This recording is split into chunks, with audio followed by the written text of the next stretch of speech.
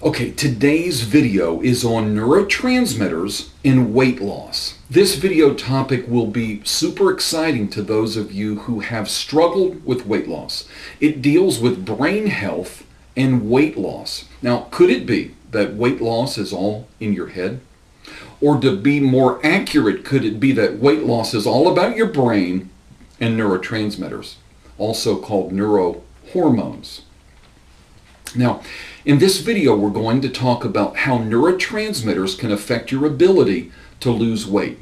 We're going to break down the 4 major neurotransmitters and how they relate to foods, and then take a short quiz at the end to determine if, in fact, you have a deficiency. Now, there are 4 major neurohormones that people seeking to lose weight really need to understand. They are dopamine, acetylcholine, serotonin, and GABA. Now, together, these 4 brain chemicals interact to influence personality traits, energy, and fat burning. Dopamine and acetylcholine can be thought of as stimulating or energizing chemicals, while GABA and serotonin are much more relaxing. When most people think of metabolism, they don't usually think of the brain. But one of the major differences between fat loss and weight loss has to do with the brain hormones and how they impact hunger, mood, cravings, energy, motivation, and focus. Weight loss methods focus on calories, completely ignoring the dramatic impact the brain has on body composition and body change. See, fat loss, on the other hand, focuses on hormones and therefore seeks to address all the hormones responsible for body composition, including the brain hormones or neurohormones, also known as neurotransmitters. See, our weight loss program is based on a combination of balancing blood sugar, hormones, and neurotransmitters in an effort to increase your ability to sustain a low-calorie diet and create a lifestyle of wellness which allows you to maintain, and I said maintain, your healthy weight. Now, we have several questionnaires that help us zero in on your hormonal and your neurotransmitter imbalances, as well as your overall physiology. We also need to set your weight loss goals and a time frame which is needed to reach those goals. Now, let's move on to the neurotransmitters or neurohormones. Dopamine and hunger cravings. Many of us are eager to have that first cup of coffee in the morning to jumpstart our day. While caffeine does boost energy levels, having coffee is also a really pleasurable experience for many and releases high levels of dopamine. When there's a greater gap between your meals throughout the day, your body will have lower dopamine levels, leading you to perhaps overindulge due to hunger cravings. Now, if you feel good after giving into your food cravings, your mind will be programmed to seek what gives you pleasure and send impulses to repeat the behavior or do it again. Unfortunately, most of the foods we crave are refined carbohydrates that can lead to unhealthy eating habits and eventually obesity.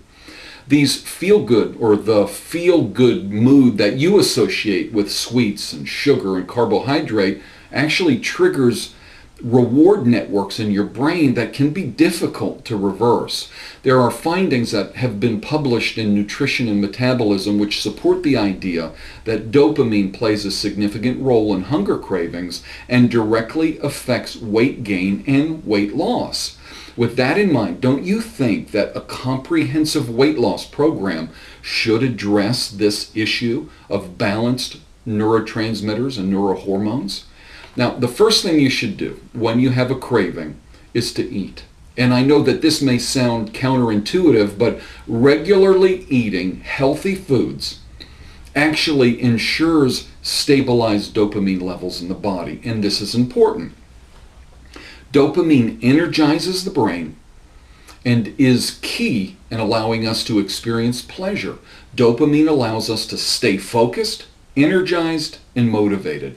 It keeps us from procrastinating and allows us to feel enjoyment from the world around us. People with healthy dopamine signaling levels tend to be focused. They tend to be hard-working overachievers who seem to be able to eat whatever they want and not put on much weight. Now, those with too little dopamine have lower energy levels, poor focus, find it difficult to stick to a schedule. Now, because of this, they use food and other stimulants basically to self-medicate. Sugar in the form of candy or chocolate and stimulants in the form of cola or coffee are frequent cravings of those with low dopamine function. They crave the brain stimulation these things provide. Unfortunately, the stimulation is short-lived, leading to repeated cravings and overindulgence, which often leads to obesity. Now, those with higher than normal dopamine signaling also suffer and may be overly focused to the point of compulsion. They too seek out stimulants to jolt them up even further.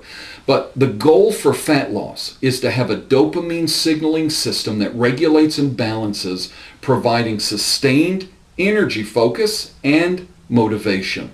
Now, what many people fail to realize is that the brain chemistry is not about total levels of one neurohormone.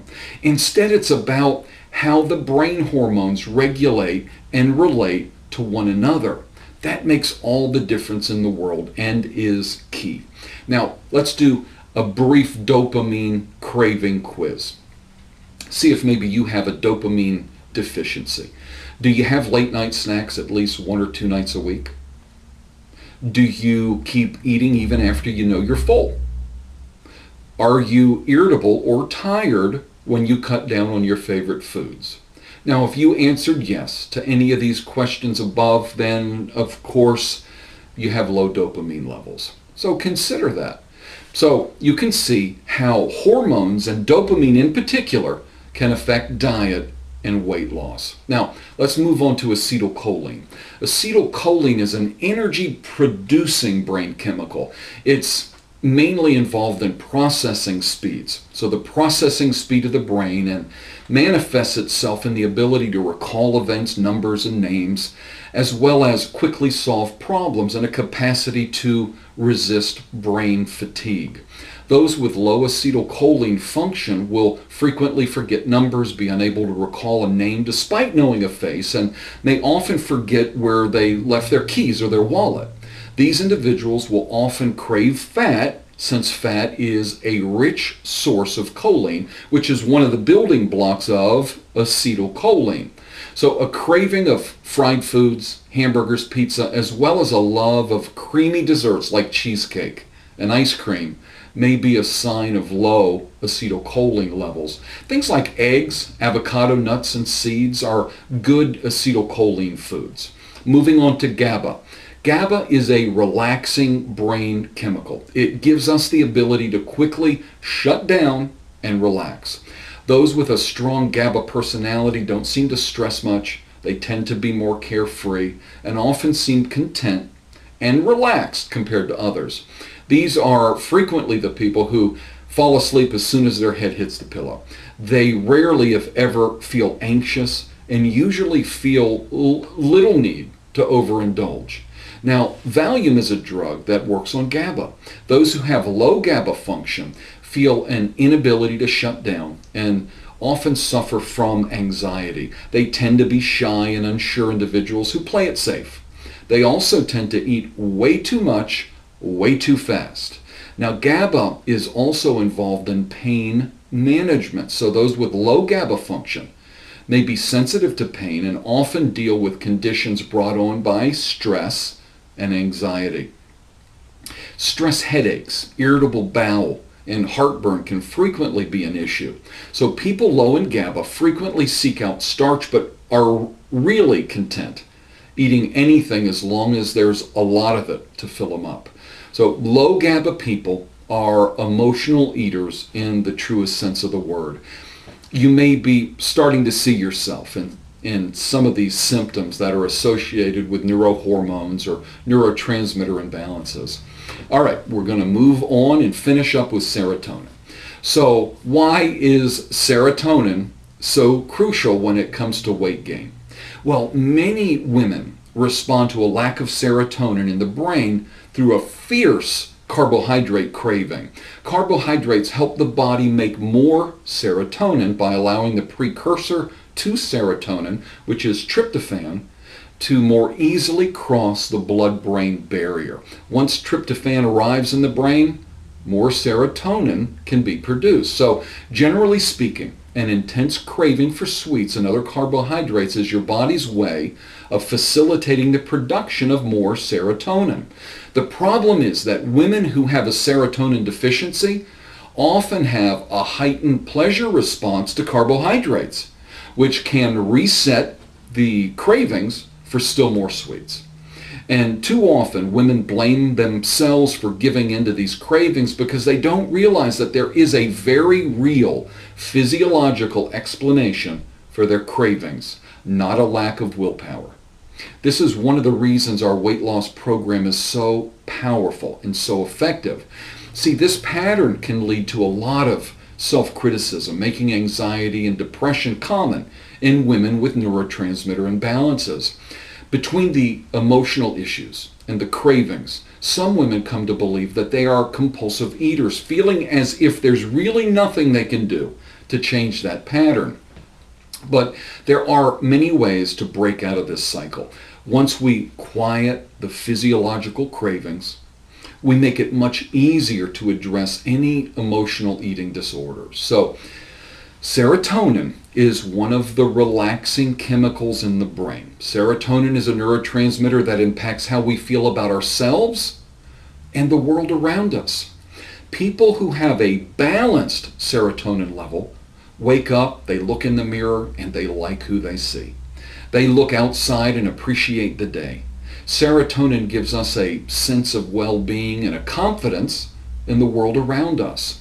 Low serotonin can cause insomnia, depression, and low self-esteem. Low serotonin often manifests as cravings, as we mentioned, for starches and salts, things like bread, pasta, chips, and pretzels. Often those with very low serotonin levels have difficulty tasting food at all and may pile more salt on a piece of pizza or potato chips, if you can imagine that. So these cravings are usually strongest at night, with some low serotonin people claiming that they can't even sleep without something to eat.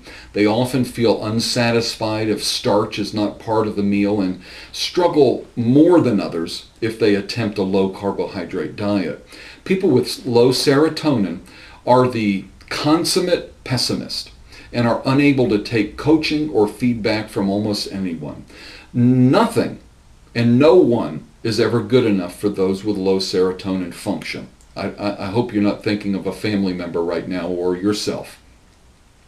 But low serotonin equals depression, overweight, insatiable cravings for carbs, and generally an untrusting, skeptical, paranoid type personality.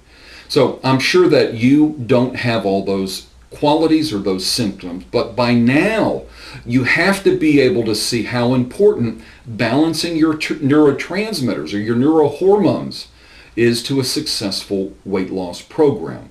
Now, with that said, I'm leaving a link on this page to a brief neurotransmitter questionnaire that I'm sure you'll have fun with. It's not as sophisticated as the one we use in our weight loss program, but it'll give you an idea where you stand in regard to neurotransmitter balance.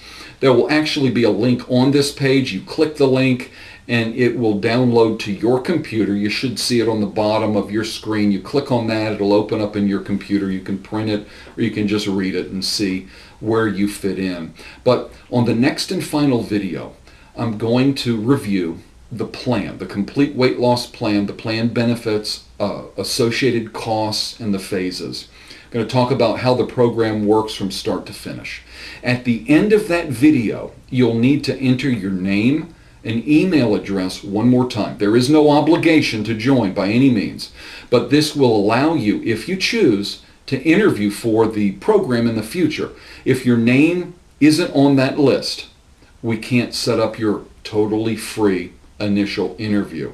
But I truly believe that this can be your year to reach your ideal weight. Thank you so much for your time, your attention. God bless you, and I wish you the very best of health.